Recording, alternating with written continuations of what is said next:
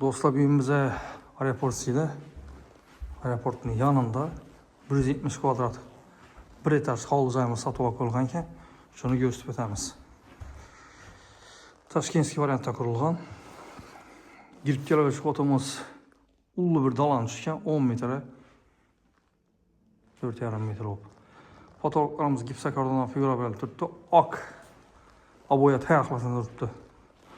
Ataplaylarımız müstehkem, yaxşı ataplaylardan koyulgan dostlar. Gördüğünüz Allah'ınız diyeyim. Eşiklerimiz yarım kapı eşiklerden koyulgan. MDF pollarımız tahta pola tilingen. Zalımız oladı.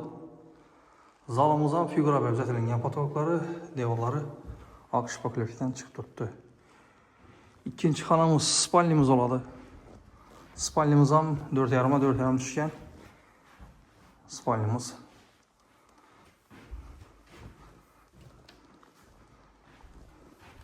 İkinci spalnimizdan 4,5 düşken götürmek lazım. Spalniyam. Bir de kuxnyamız oladı. Kuxnyamız mebelleri bilen cihazlangan. Götürmek lazım yine. Gaz filtreler, zamanlavi rakvinalar.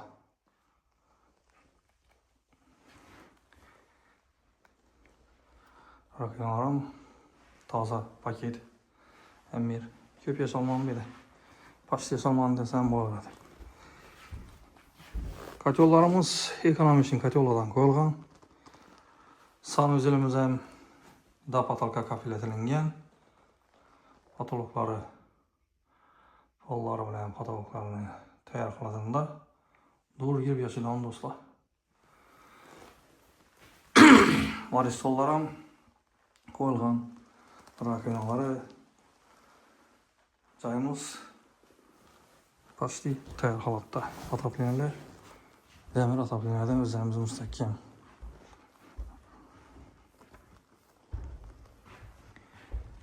Dostlar sizlere gösterecek cayımız şöyle kvadrat metreden toxtalıp etsek 170 kvadrat metr. Tashkentskiye salıngan. Gördüğünüz Allah'ın izniyle. Ellerimi gösterip ötemiz az. Pollarımız tahta pol etilingen hem bir. Eşiklerimiz yaxşı zamanlavi MDF işlerden koyulgan. Girgenimizde şimdi свободный пространство. Eşiklerimiz demir işlerden koyulgan. Birimiz bağımız oldu.